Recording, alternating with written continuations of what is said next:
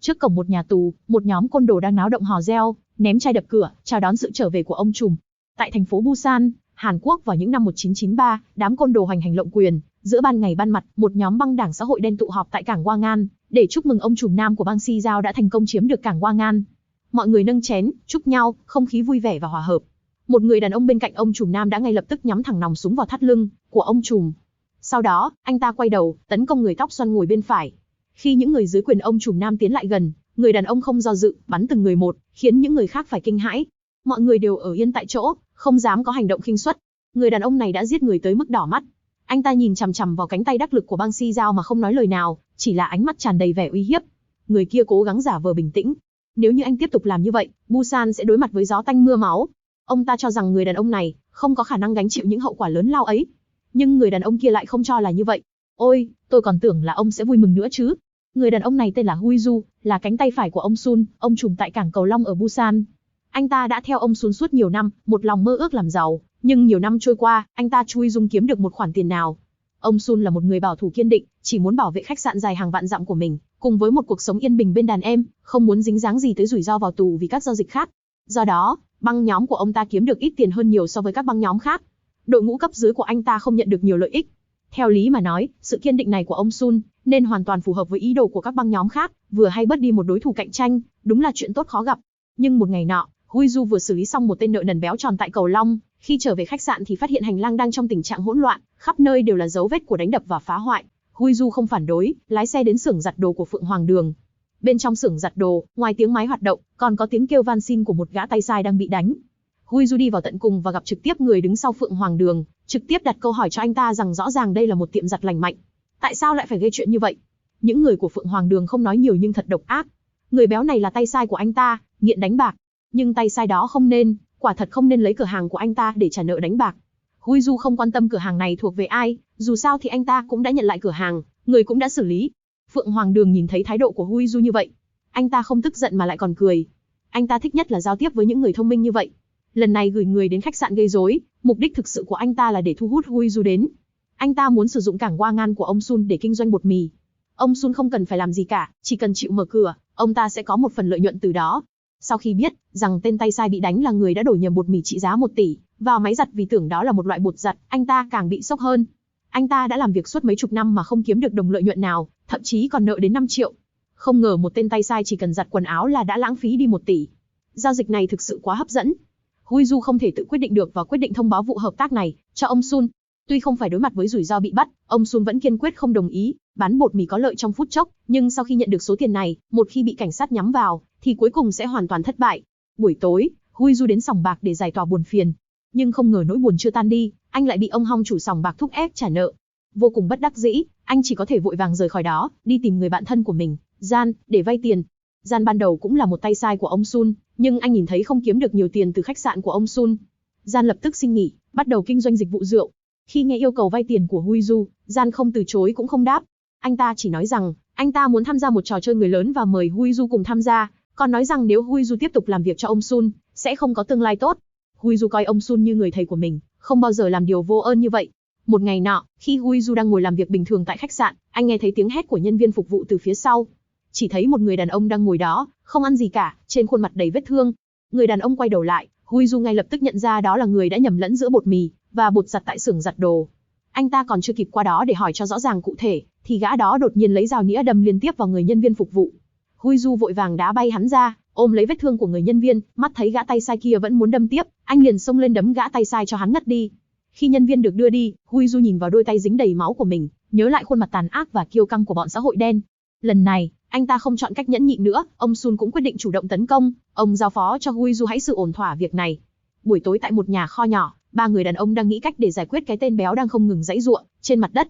Họ khóa chặt cơ thể hắn, thấy hắn từ từ đuối sức, mặt bị ni lông bịt chặt, cuối cùng đau đớn mà chết. Khi bình minh ló dạng, một chiếc xe bốc cháy dừng trước cửa xưởng giặt đồ. Người ngồi trên ghế lái chính là người béo đã chết từ lâu. Ngay sau đó, một vài xe cảnh sát cũng đến. Trước khi những người trong xưởng giặt kịp phản ứng, họ đã bị cảnh sát bắt giữ toàn bộ, kể cả những túi bột mì ẩn nấp sâu, trong đó đã bị trưởng cảnh sát tìm thấy ngay lập tức. Chuyện này nghe đúng thật là rất suôn sẻ, bởi vì đây đều là sự sắp đặt trước của Hui Du. Hơn 10 tiếng trước, để giải quyết mối thù với băng đảng Phượng Hoàng Đường, Hui Du đã tìm đến người béo, mà từ trước đó đã thế chấp cửa hàng giặt ủi của Phượng Hoàng Đường.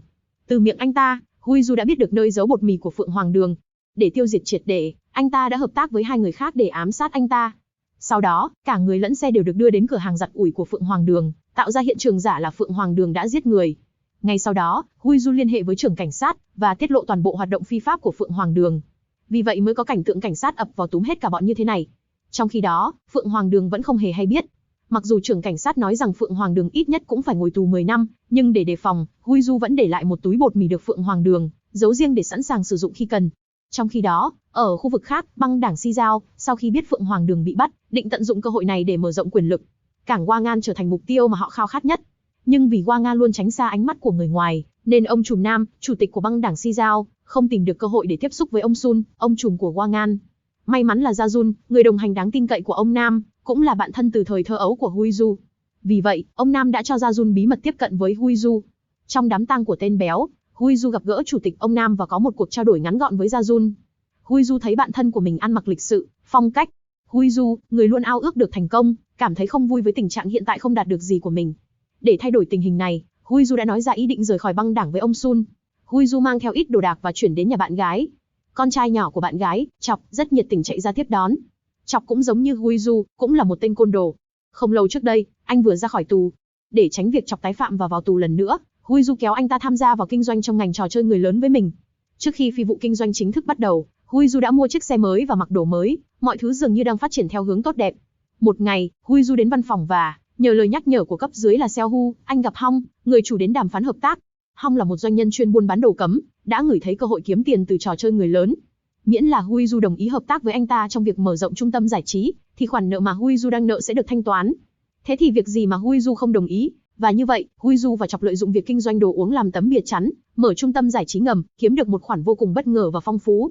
Nếu có ai đó cố gắng cướp đi mối kinh doanh của họ, Chọc sẽ đứng ra, đưa theo các anh em của mình để bảo vệ trung tâm giải trí. Kinh doanh trung tâm giải trí đang phát triển mạnh mẽ, và kinh doanh đồ uống cũng nhận được sự ủng hộ. Hui Du và những người khác đắm chìm trong niềm vui có được một mớ tiền lớn.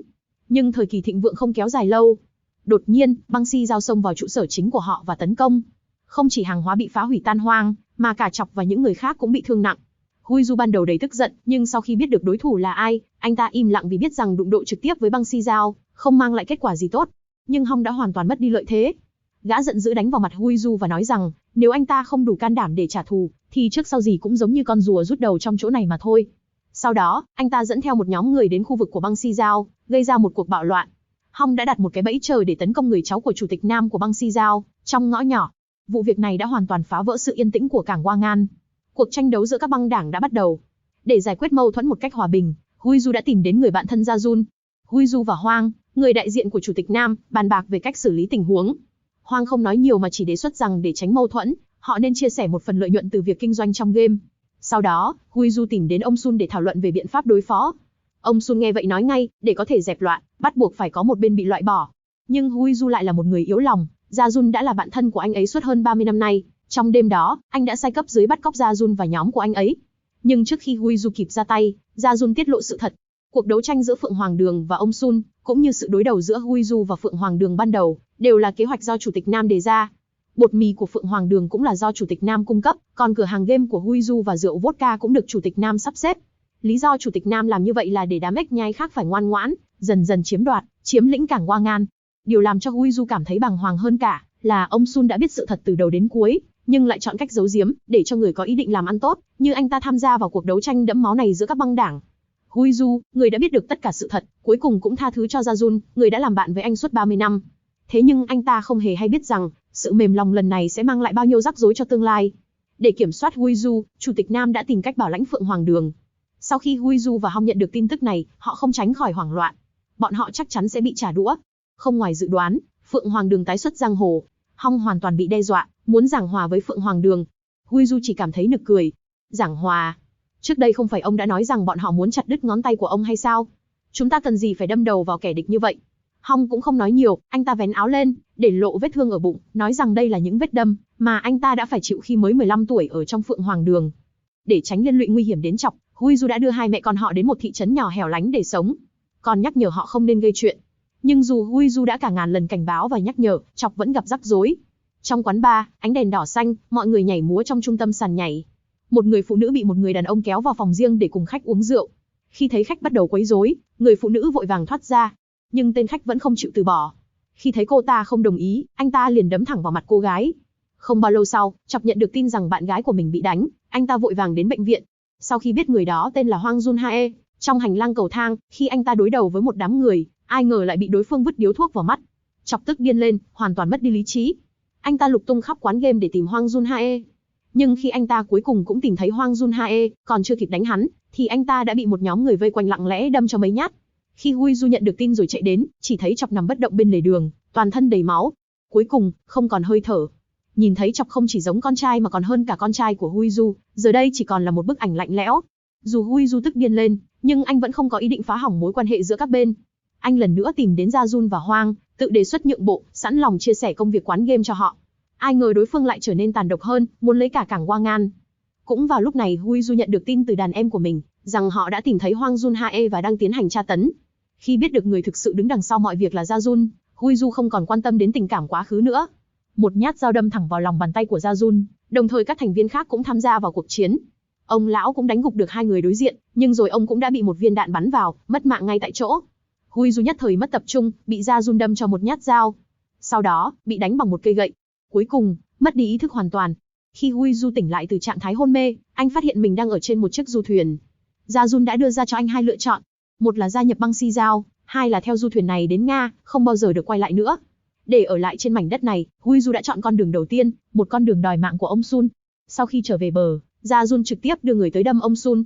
Ông Sun không tỉnh lại được, trở thành một người thực vật, chẳng khác nào người chết. Đồng thời, đàn em của Hui Du tại cảng Hwang mất đi lãnh đạo, như rắn mất đầu. Mập mạp tìm thấy Hui Du, giải thích tình hình hiện tại cho Hui Du nghe, cũng cảnh báo anh đừng bao giờ quay trở lại Hwang nữa, vì không biết trên đường sẽ bị ai đâm. Nhưng Hui Du không nghe lời khuyên, anh đi bộ trở về nhà. Nhưng khi về đến nơi, anh đã đối mặt với sự chỉ trích của bạn gái. Cuối cùng, bạn gái lấy hành lý và rời khỏi nhà. Hui Du đã mất hết tình thân, tình bạn và tình yêu mà anh từng có. Sau khi mất hết mọi thứ, Hui Du chỉ còn lại sự tuyệt vọng vô tận. Để trả thù cho Chọc và kết thúc cuộc chiến giữa các băng đảng, Hui Du lấy bột mì đã giấu kín và tìm đến Phượng Hoàng Đường để hợp tác. Phượng Hoàng Đường đồng ý giúp anh sắp đặt trận đánh cuối cùng để trả thù. Ngày hôm đó, người đứng đầu, ông trùm nam của băng si giao và mọi người đã được mời đến cảng để thảo luận về việc chia lãnh thổ cảng. Ban đầu, tất cả mọi người cùng nhau nâng ly chúc mừng sự hòa giải giữa Hwang và băng si giao. Sau đó, ông trùm nam lấy ra một hộp nhân sâm để tặng Hui Du, còn nói anh ta hãy bảo vệ sức khỏe. Phượng Hoàng Đường cũng đưa cho Hui Du một món quà. Hui Du mở ra thì thấy đó là một khẩu súng đầy đạn. Hui Du nhớ lại chuyện Chọc vì anh mà mất mạng, anh trực tiếp nhắm súng vào ông trùm nam, đồng thời bắn trúng tay trái của Hong. Khi tay sai muốn tấn công, anh quả quyết giơ súng lên bắn. Mọi người đều không dám cử động. Gia Jun và đại diện thứ hai của băng si giao bàn bạc với nhau. Anh tiêu diệt ông trùm nam, hai băng đảng có thể hòa hợp sống chung trong Hwang. Lúc này, Hong đang bị thương muốn chạy trốn. Hui Du nghe thấy tiếng động, chậm rãi quay lại, một viên đạn đứt đoạn ý định của hắn. Đại diện thấy sự ghê gớm của Hui Du, quả quyết gây dựng lập trường của riêng mình. Hắn rút con dao từ eo ra, đứng dậy, cúi người và cắt đứt cổ ông trùm nam.